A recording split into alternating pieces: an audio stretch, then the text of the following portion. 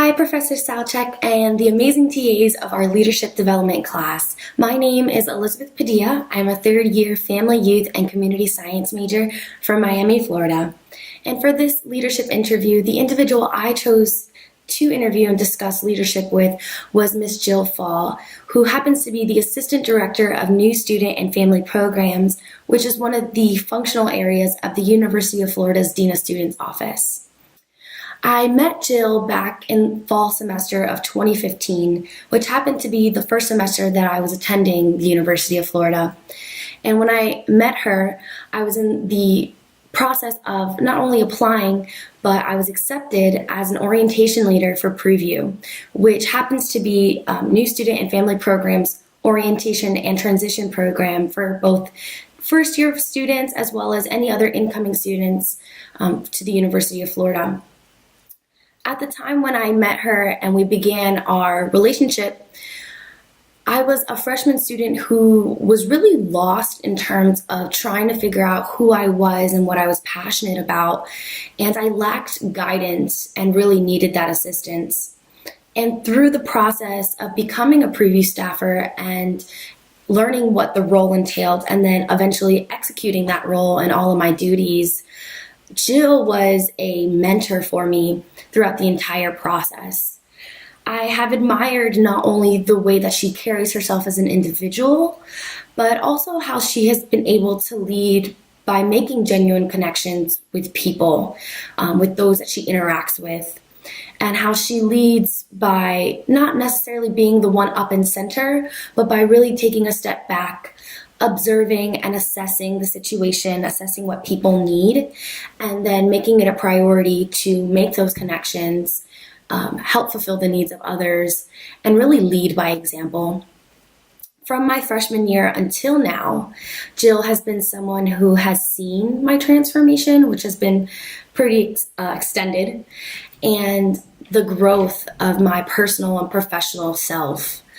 And continues to be someone throughout my journey and college experience that as I'm trying to navigate those moments of uncertainty and doubt, I really rely on her expertise, her advice, and her support because I know it's authentic and genuine and that she has my best interest at heart. My main strategy for this interview was to go beyond asking Jill some of the traits and behaviors that she associated with being a leader, but to really understand how her leadership style has changed throughout the years, how her professional role involves leadership, and how she defines what success means to her as a leader. Learning more about Jill's earlier leadership roles has really given me insight into how and why Jill leads the way she does, and how she has learned to embrace some of her natural leadership skills.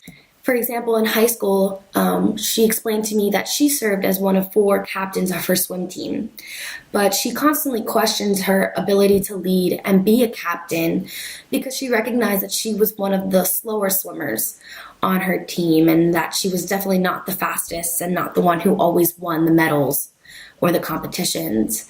However, one moment that has stuck with her is when her coach pulled her aside and emphasized that she was the glue of the team and that's why she was a captain. Because winning wasn't necessarily her priority, it was making sure that the team's morale was high and that people felt valued and that they believed that they could do it. And when she realized this, she really embraced her capacity to make connections and her ability to motivate people. And she has focused on this aspect of leadership and has continued to embed it in her professional roles today.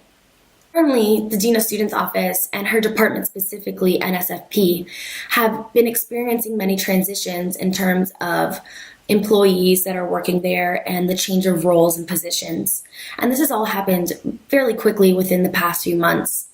And throughout this difficult process, Jill has continued to take on that morale role, making sure that team members are supporting one another and really protecting those relationships with coworkers as they are trying to embrace all this quick incoming change. because she knows that protecting those relationships and making sure that people feel supported and validated and heard is what's really going to help their team embrace and conquer these changes and figure out a new dynamic at work. I always viewed Jill as someone who seems very put together, who has very few flaws, if any, and who seems like the perfect leader. Throughout the interview, Jill emphasized that we are people first, before we are professionals, before we are leaders, or before we are students. That message during the interview reminded me that Jill is an individual who's still growing and recognizes that she needs to challenge herself to embrace difficult changes. She admitted that although she's taking on more responsibility in her professional role as transitions are happening within her department, she still needs to not be proud and ask for help. A leader is someone who is humble and relationship focused.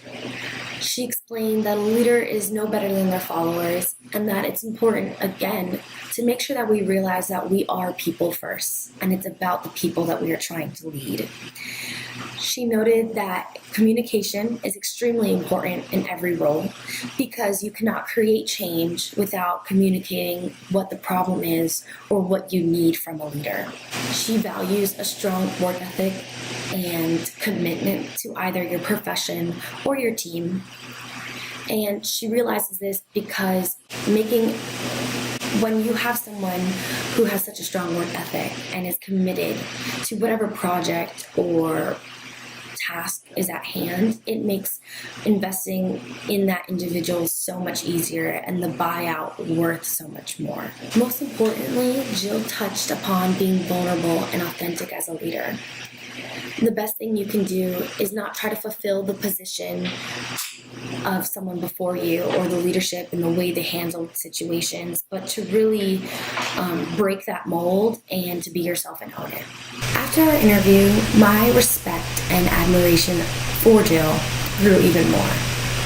When asked how she defined success as a leader, she described that success was not settling and staying comfortable, but about finding ways to improve and be better. As someone who values relationships, she explains that she knows she succeeded as a leader when she recognizes the small wins of students she's worked with in the past. One moment of success for her was being able to see me share my story with mental health at our 2017 preview retreat, where I came back as a facilitator and was helping prepare the newest selected preview staffers for their journey. Being able to speak about my mental health issues and those difficulties was a moment of success for Jill because it was something that I was learning to be comfortable with, and it was a very vulnerable side that I had to share with everyone. And she guided and prompted me to do it. And being able to see me stand up on that stage and share this intimate story with people I did not know, for her was knowing that she was successful and that she had done her job as a leader and as a mentor and as a person who cared about me. Overall, the entire leadership interview was such an eye-opening experience, and Jill shared with me so much insightful information and valuable lessons that I'll take with me.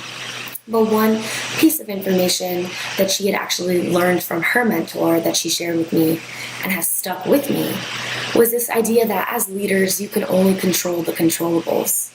You may not be able to handle how others are going to